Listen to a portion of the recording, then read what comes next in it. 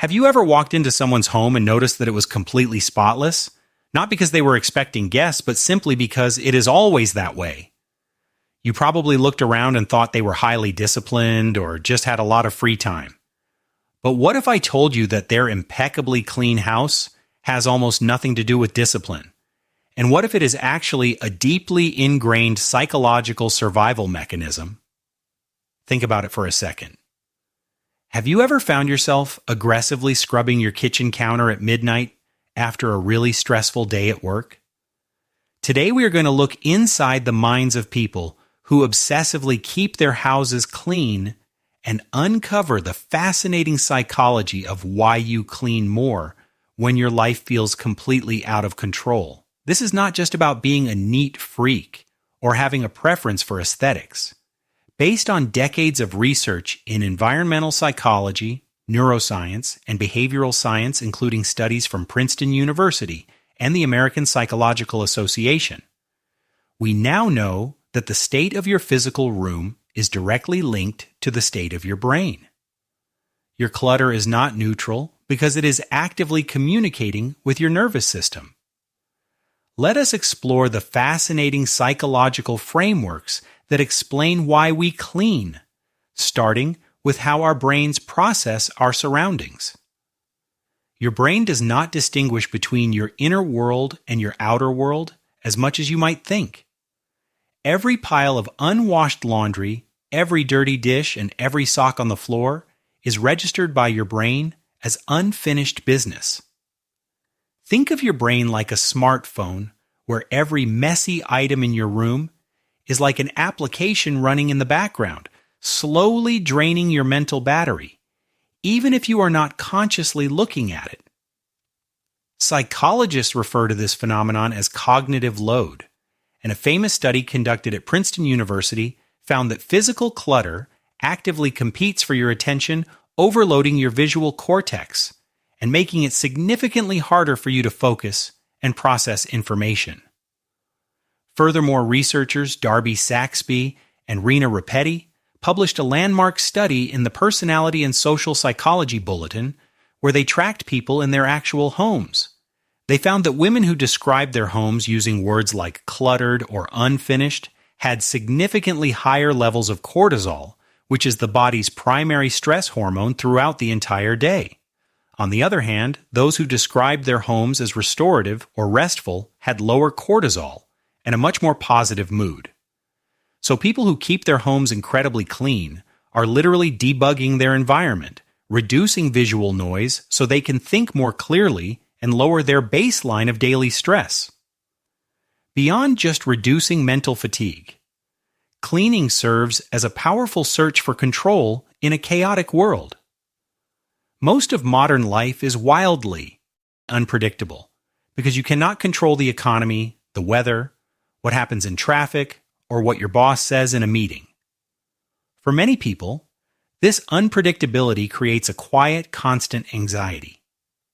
Anxiety is closely tied to uncertainty, and when your brain senses a lack of predictability, its threat monitoring systems go into overdrive. But your home is your domain where you actually have a say.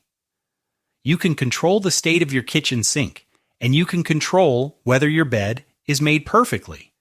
Cleaning introduces immediate tangible control where you decide exactly what to clean, how to do it, and when to stop. Psychologists relate this to the concept of an internal locus of control, which is the belief that your actions directly influence your outcomes.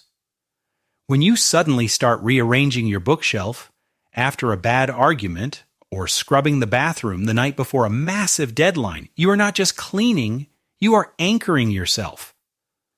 Psychologist Matthew Tull explains that engaging in manageable tasks gives the brain a signal that something is being handled even if the original stressor remains unresolved. Every time you wipe down a table, you send a powerful signal to your nervous system that you are in charge and everything is going to be okay.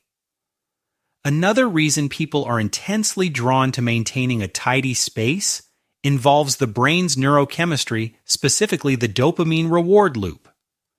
Doing small, doable tasks is a proven way to trigger the release of dopamine, which is a neurotransmitter that makes you feel good and provides a profound sense of reward.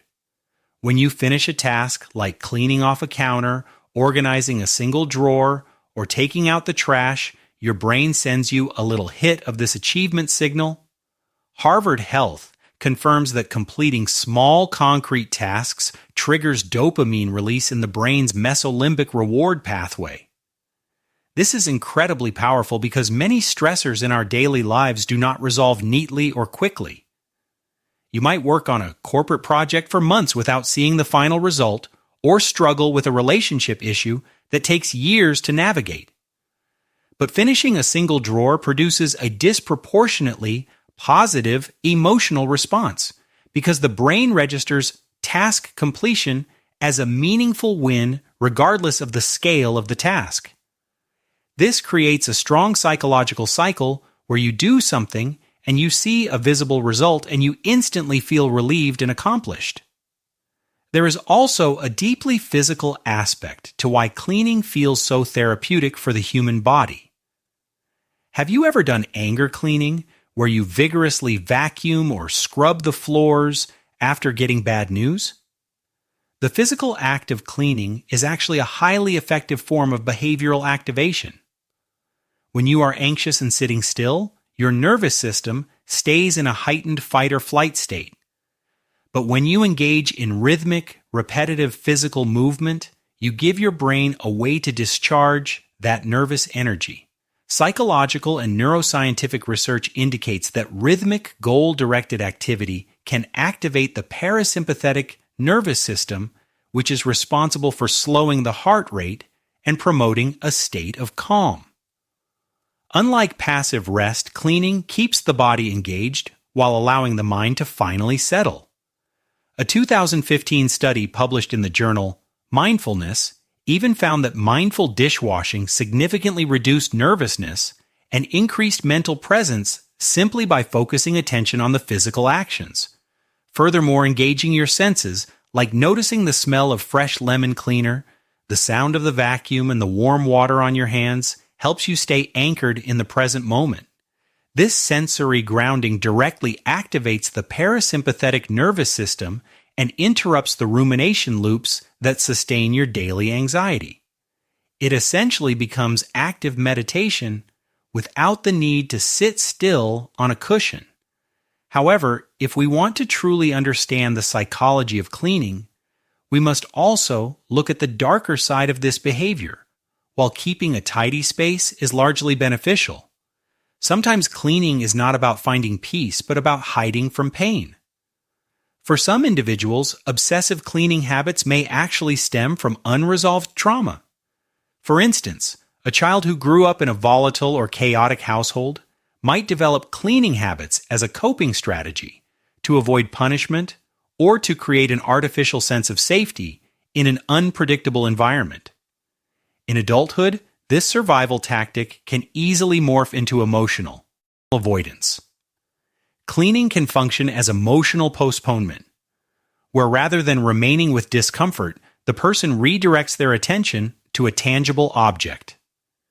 If you are scrubbing the baseboards to avoid having a difficult conversation with your partner, or organizing your closet so you do not have to face your feelings of severe burnout, cleaning has become a distraction from reality.